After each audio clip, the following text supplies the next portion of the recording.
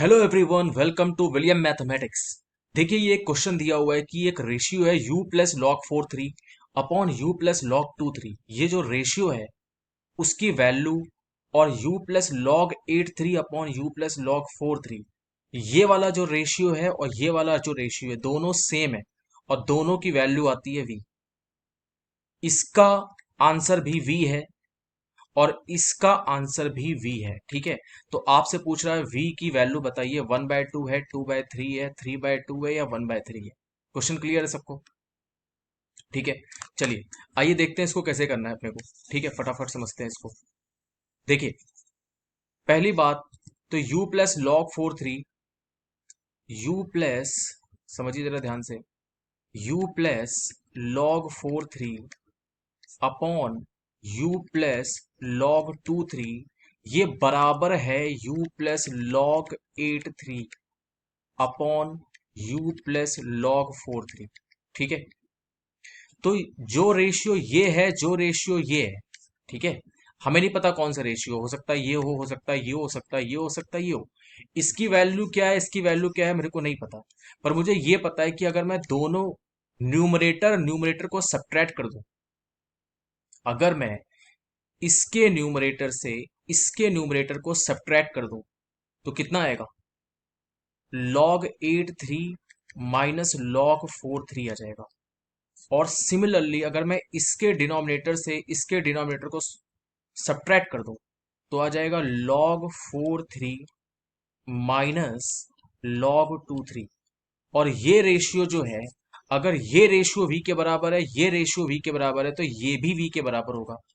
यानी ये जो हमने निकाला है, ये भी, इसका भी आंसर वही आएगा जो इनका और इनका आंसर है। अब आप हो सकता है कंफ्यूज हो रहा हो कि सर ऐसे क्यों, ये कैसे हो गया। देखिए, ये रूल होता है क्लास 8 क्लास में कि अगर दो रेशियो इक्वल है, इसका रेशियो और इसका रेशियो इक्वल है, तो अगर आप न्यूमरेटर न्यूमरेटर को सब्ट्रैक्ट भी कर देते हो ना, और डिनोमिनेटर डिनोमिनेटर को सब्ट्रैक्ट कर देते हो, तो जो तीसरा रेशियो आएगा उसकी वैल्यू भी इन्हीं दोनों के बराबर आएगी। अगर ये 1/3 है, ये 1/3 है, तो ये भी 1/3 ही आता है। ठीक है, समझ रहे हो आप? तो करेक्ट है। तो देखिए, ये लॉजिक हम लगा देंगे।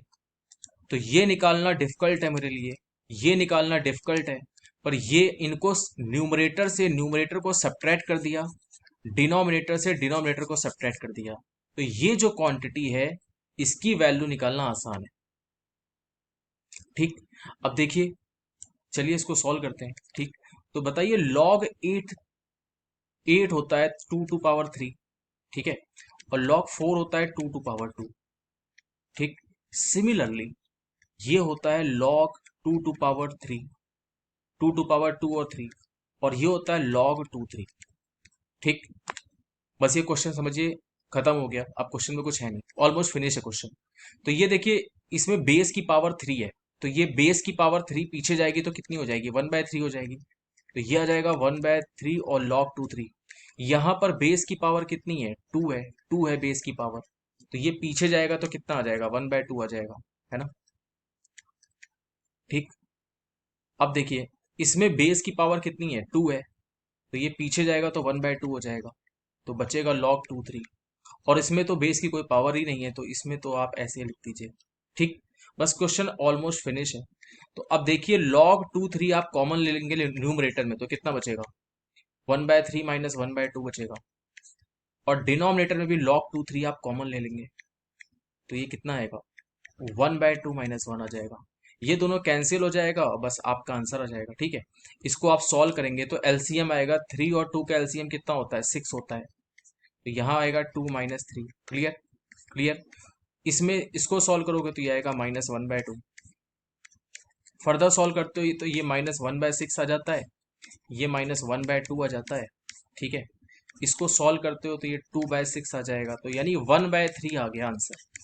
ठीक है, अब ये बताइए, अगर ये 1/3 है तो ये भी v है, ये भी 1/3 होगा और ये भी 1/3 होगा। ठीक है, तो इसका मतलब v की वैल्यू कितनी है? 1/3। फोर्थ ऑप्शन आपका करेक्ट ऑप्शन है, फोर्थ।